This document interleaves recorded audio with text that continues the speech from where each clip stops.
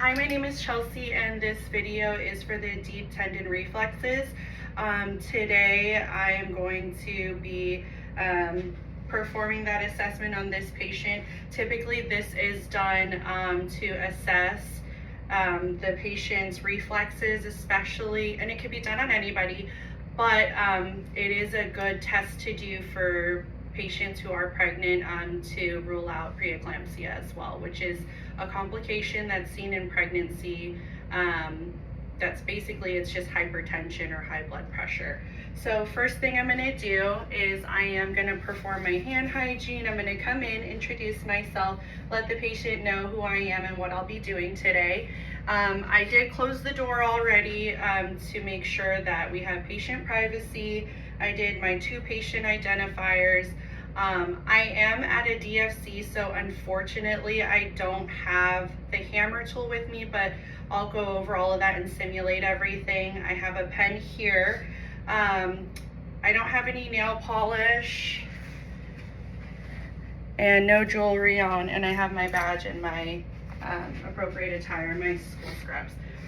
So the first thing we want to do is ask, of course, if it's okay if I perform this test on you. Yes. I will be having to touch you. Yes. So, okay.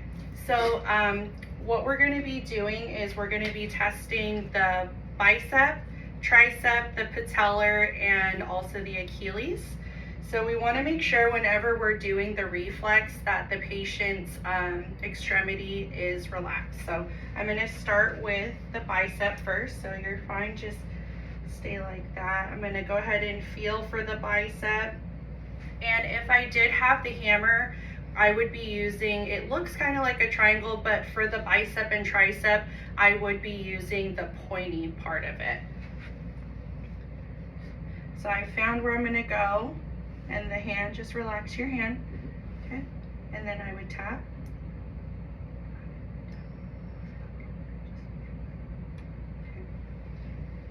Just relax.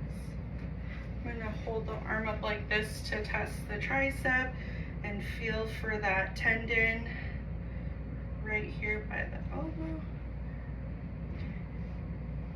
And I forgot to mention this measurement really quick. Let me just have you relax your arm.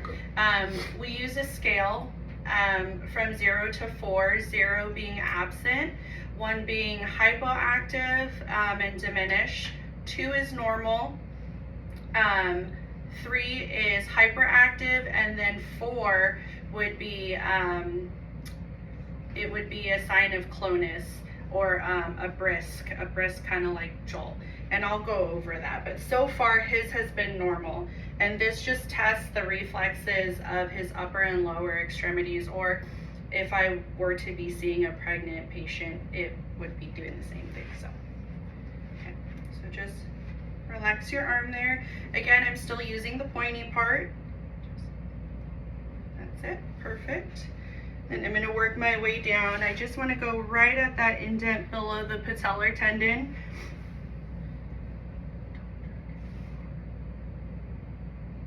And I would be using the flatter side. He's quite tall, so you can't really see, and we're unfortunately not at home. But I would use the flatter side of the hammer just to check right in that indentation below the patellar. Okay.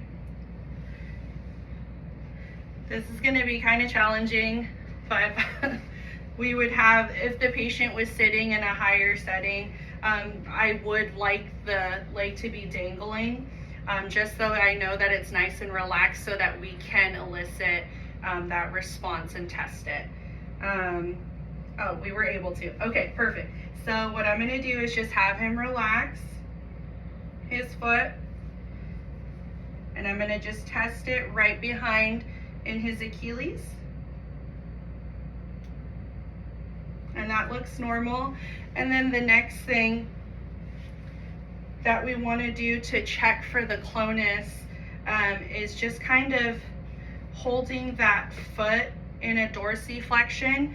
Make sure that the patient's foot is nice and relaxed, which his is, and as long as there's no like a jerking or ticking where it goes like this, then it's normal. So as long as it just, the foot drops naturally, then it's normal.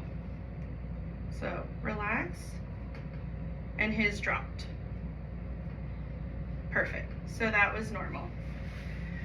So that's the end of this video. I apologize for not having the tool with me because I am at a DFC. But to wrap up, I would just ask the patient if they had any questions for me, and if not, I would wash my hands and perform my hand hygiene and close the door and document, and that's it.